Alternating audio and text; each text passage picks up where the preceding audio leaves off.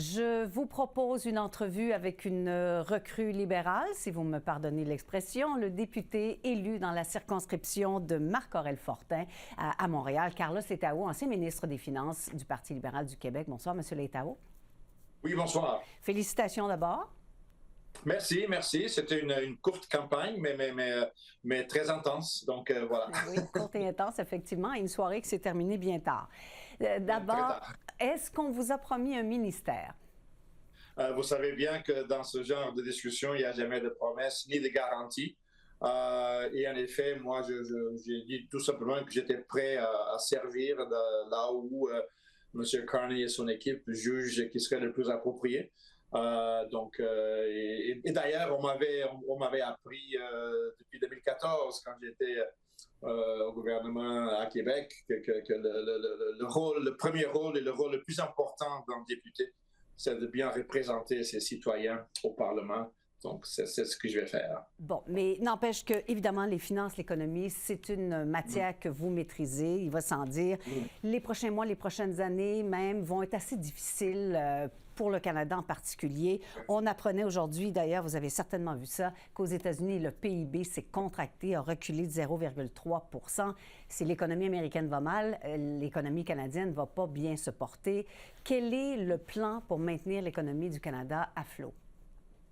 Bon, et ça, je pense d'abord, je commencerai en disant que je me suis réengagé en politique après une période de repos, de retraite, étant donné les enjeux économiques auxquels le Canada fait face, étant donné aussi les politiques du gouvernement actuel aux États-Unis.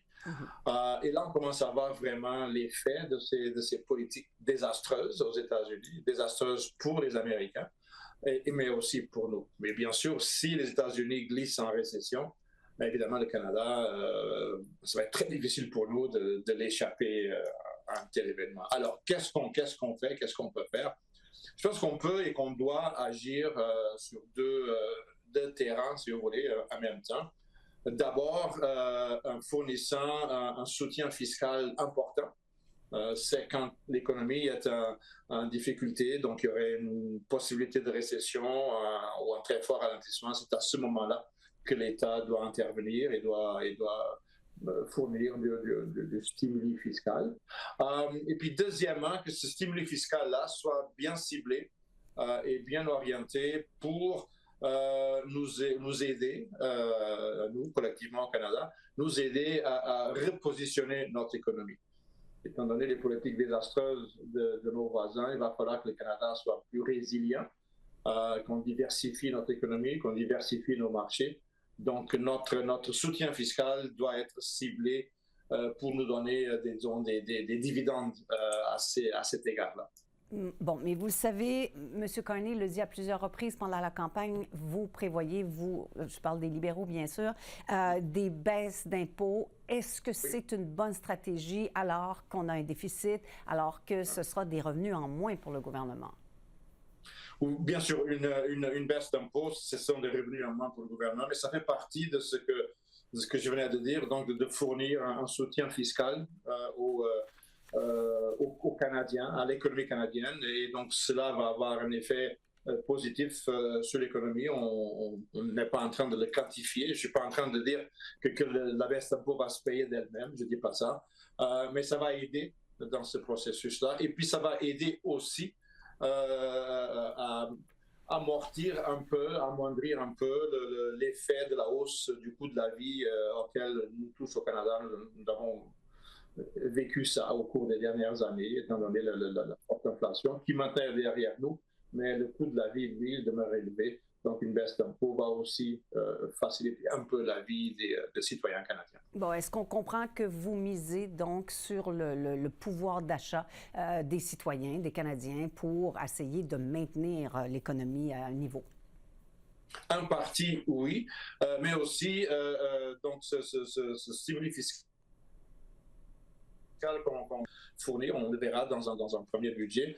Ça va aussi aider à soutenir les entreprises canadiennes et les travailleurs de ces entreprises-là qui seraient touchés par les tarifs douaniers du président Trump et aussi donc tout le travail qu'on doit faire pour réorienter notre économie, pour qu'on soit plus résilient, pour qu'on améliore nos relations commerciales avec les autres pays qui pensent un peu comme nous, les pays qui partagent les mêmes valeurs que nous.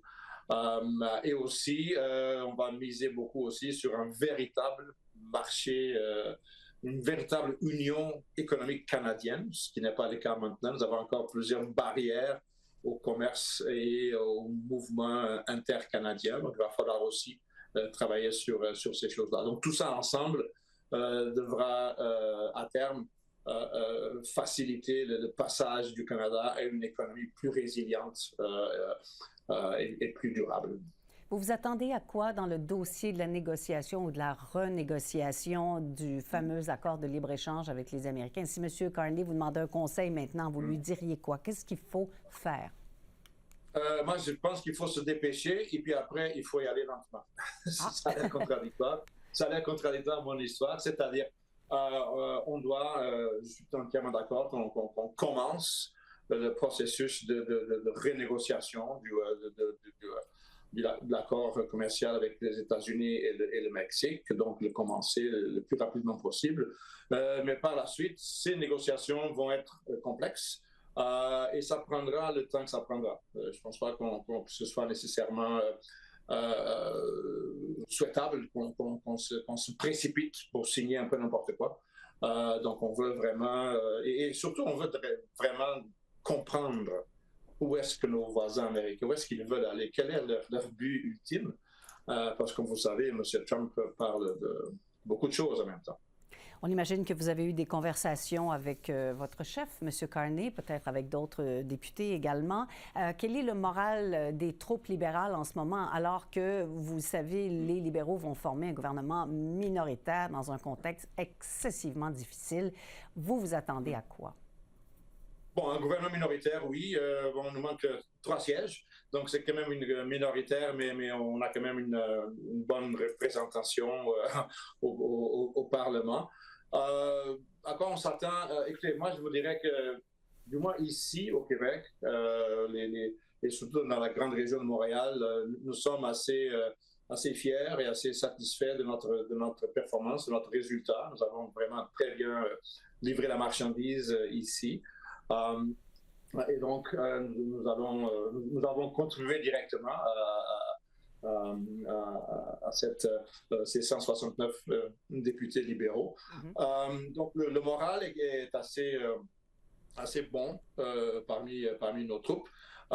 Et là, maintenant, je m'attends à ce que le Parlement puisse fonctionner.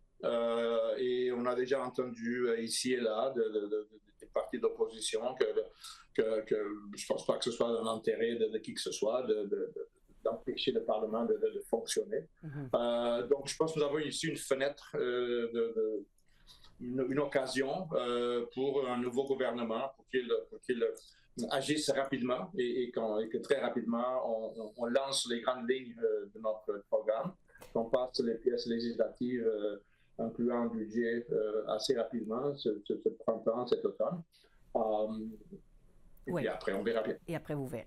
Merci, M. Leitao, d'avoir répondu à nos questions aujourd'hui. Merci à vous. Merci. Bonne journée.